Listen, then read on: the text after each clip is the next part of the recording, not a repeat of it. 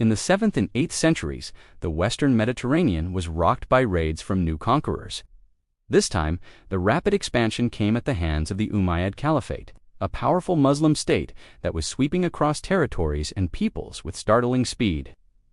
The Umayyad armies, fueled by fervor and ambition, were particularly successful as they surged into Africa, capturing the North African coast west of Libya, Central and Western Sahara, and eventually the territory that would become modern-day Morocco. These lands would later become known as the Maghreb under Muslim rule, shaping the future of the region. The local nomadic and warlike Berber tribes, including the Tuareg, swiftly embraced Islam, bolstering the might of the Umayyad forces. The promise of wealth in war and eternal happiness for those who died in the holy struggle against the unbelievers proved to be a powerful motivator for these tribes.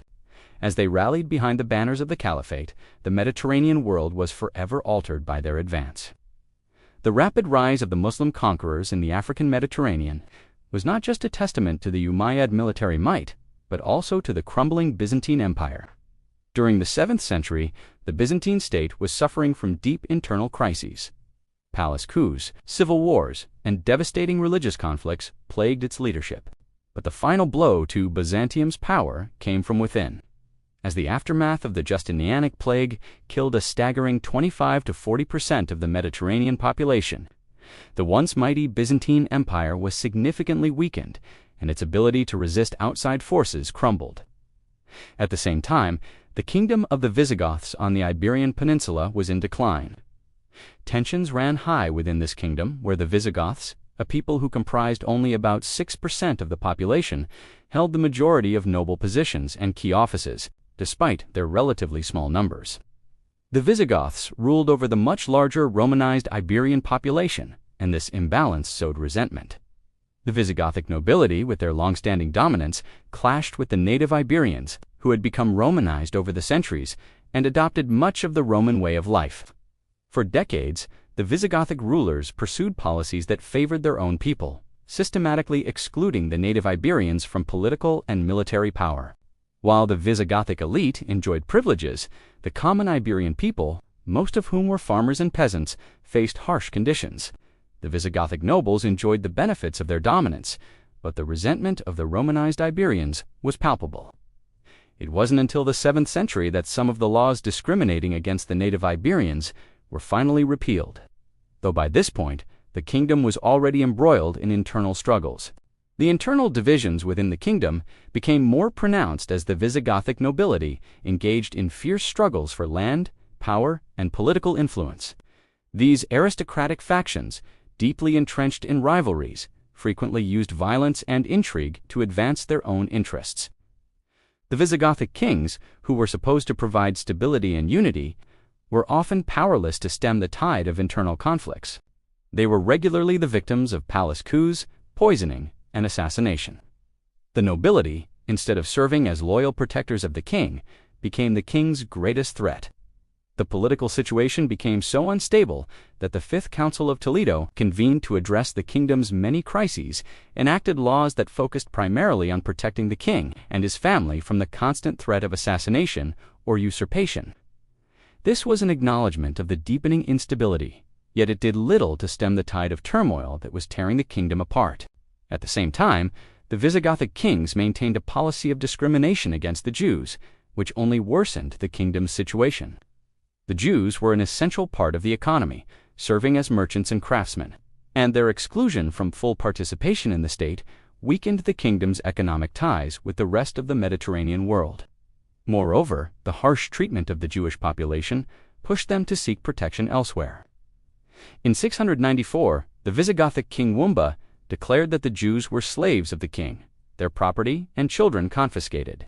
This act of cruelty set the stage for the kingdom's eventual downfall, as it alienated a key group of people and drove them toward alliances with future conquerors. By the time King Roderick ascended to the throne in 709, the Visigothic kingdom was in a state of deep disarray. His rule, fraught with opposition from the sons of the former king, Witza, and an embittered nobility, was never secure. Roderick faced internal rebellion almost immediately, but his attempts to quell the uprising were unsuccessful. The Visigothic nobility, still bitter over their reduced power, continued to challenge Roderick's legitimacy. Some of Witt's sons held significant power in the eastern regions of the Iberian Peninsula and only nominally acknowledged Roderick's rule. This internal fracture. It was in the midst of this political turmoil that a small Arab force, no more than 500 men, crossed the Strait of Gibraltar and raided the southern coast of Spain. These raiders, hailing from the lands of the Umayyad Caliphate, saw an opportunity in the disarray of the Visigothic kingdom. The lack of strong military resistance and the wealth they seized from their initial raids provided the Umayyads with the motivation to expand their efforts. In 711, the Arab governor of Tangier, Tariq ibn Ziyad, with a force of 10,000 to 12,000 warriors, mostly Berbers, landed on the southern shores of the Iberian Peninsula. This marked the beginning of a profound transformation for the region.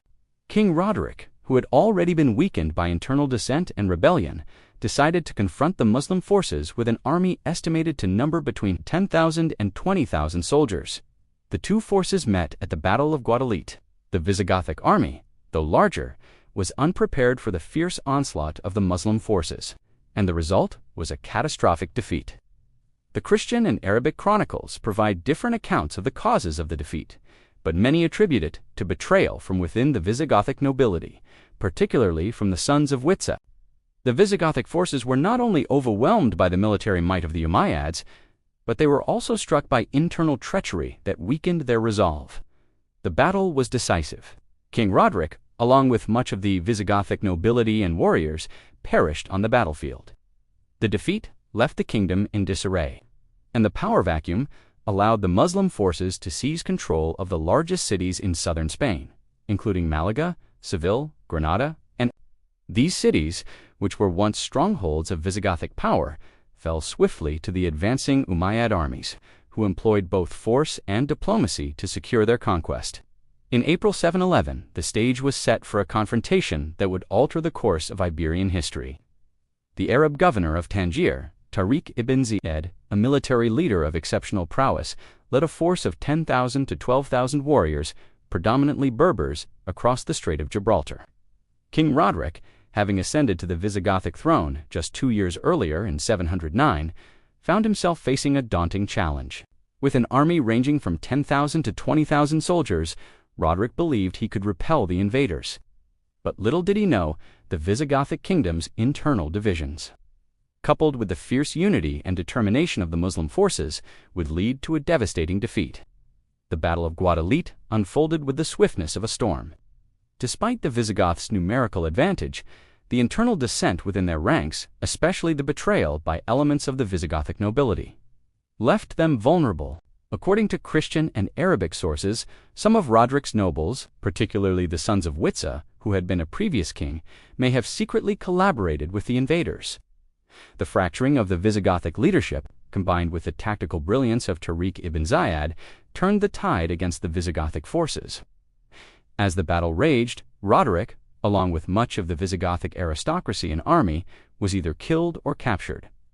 The loss was catastrophic. The fall of King Roderick and the subsequent destruction of the Visigothic military left the kingdom in a state of chaos. The Umayyad forces, sensing the fragility of the situation, quickly seized the opportunity to consolidate their hold on the region. Within a matter of weeks, the largest cities in southern Spain, including Malaga, Seville, Granada, and fell into their hands. These once mighty centers of Visigothic power were now under Muslim control. The Muslims' conquest was not just through brute force. Their mastery in diplomacy and siege tactics also played a significant role. In many instances, they offered local leaders the opportunity to retain power as long as they pledged allegiance to the Umayyads and paid a tribute. For the cities that resisted, the Muslims used direct military assaults, often resulting in the capture and destruction of key strongholds. It became clear to the remaining Visigothic factions that their once proud kingdom was crumbling under the pressure of external invasion and internal disunity. While the southern part of the Iberian Peninsula fell rapidly to the Umayyad forces, the northern regions proved to be more resilient. The mountainous terrain of the north, along with the enduring spirit of the local inhabitants, provided a fertile ground for resistance. Among these were the Basques and the Romanized Estuans, who had long resisted both Visigothic and Muslim rule. These people, deeply rooted in their lands and traditions, could not easily be subdued. It was during this time of turmoil that a former Visigothic warrior, Pelagius, emerged as a leader of resistance. Pelagius had once fought under King Roderick, but, following the devastating defeat at Guadalete, found himself leading a much smaller, yet determined, group of fighters in the rugged northern mountains. This coalition of warriors, peasants, and local nobles formed the nucleus of what would eventually become the Kingdom of Asturias. In 722, the small resistance forces, led by Pelagius, achieved a surprising and significant victory at the Battle of Covadonga. Although the battle itself did not result in major territorial gains, it became a powerful symbol of Christian resistance to Muslim rule in the Iberian Peninsula. The victory boosted the morale of the northern Iberian peoples and proved that the Muslims, despite their overwhelming success in the south, were not invincible. It was a rallying cry for those who wished to reclaim their lands and heritage from the Muslim invaders. Pelagius's triumph in Covadonga did more than just inspire resistance, it marked the beginning of the Reconquista, a long process of Christian reassertion of control over the Iberian Peninsula which would last for centuries. The Kingdom of Asturias, founded by Pelagius, became the first Christian kingdom in northern Spain, serving as a stronghold against further Muslim expansion. The victory at Covadonga, though not a decisive military blow in terms of territory, became a rallying point for the Christian resistance. The sight of Pelagius and his warriors holding out in the mountains against overwhelming odds symbolized the enduring spirit of the Iberian Christian population. Meanwhile, in the southern territories, the Muslim conquerors continued to tighten their grip. The city became the administrative center for the new Muslim territories. The Umayyads, who had successfully expanded into the Iberian Peninsula, were now turning their attention to the rest of Spain and beyond. Yet, despite their successes, the Muslims were not without challenges. Resistance continued to simmer in the northern regions, while the Christian kingdoms to the north, including Asturias, began to regroup and prepare for the long struggle to come. The success of Pelagius in Asturias was not the end of the resistance, but rather the beginning of a broader movement. Over the next several decades, the Christian resistance would grow, as leaders like Pelagius would inspire others to rise up against the Muslims. The Battle of Covadonga was more than just a military engagement, which was the first spark in a centuries-long struggle to reclaim Spain from the Muslim forces.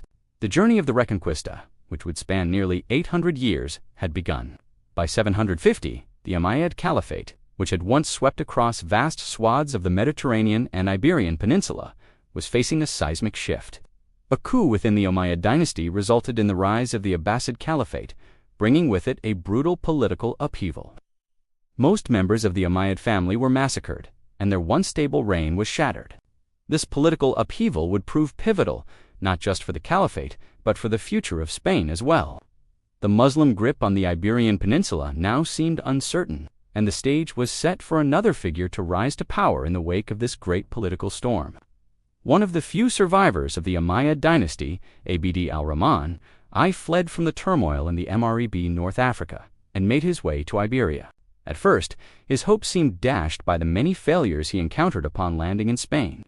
But Abd al-Rahman, determined and undeterred, would eventually make his mark on history. In 755, he landed on the southern shores of the Iberian Peninsula, and, just 1 year later, he successfully defeated the local emir, Yusuf, who had risen to power after the Umayyads were ousted. Abd al-Rahman's victory marked the birth of a new political entity, the emirate of a state that would go on to control nearly the entirety of the Iberian Peninsula. It was under Abd al-Rahman's leadership that the region would see a return to stability, albeit one tinged with bloodshed and ruthless political consolidation. Abd al-Rahman relied heavily on a force of slaves, drawn from both Africa and Europe, as the core of his military rather than the local Arab nobility or Berber tribes. His skepticism of the local power structures in wood shaped the future of the emirate. In 763, the Abbasid Caliph al-Mansur, eager to extend his reach across the Mediterranean, sent a formidable army to challenge the emirate of Abd al-Rahman, however, was not an easy adversary. He brilliantly repelled the Abbasid forces, securing his hold on the emirate and demonstrating the strength of his rule. This victory would prove to be crucial, as it not only solidified Abd al-Rahman's authority in Iberia, but also ensured that the Umayyads would retain their foothold in the region, even as the Abbasids rose to power elsewhere.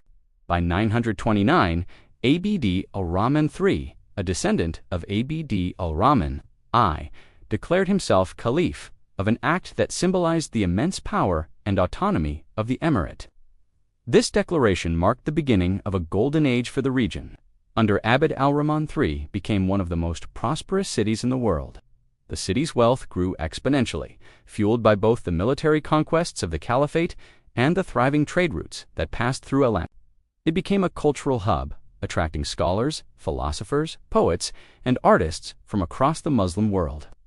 The magnificent Great Mosque, of a symbol of the empire's wealth and religious significance, stood as a testament to the success of the caliphate. At its height, the Caliphate was a beacon of Islamic achievement in Europe.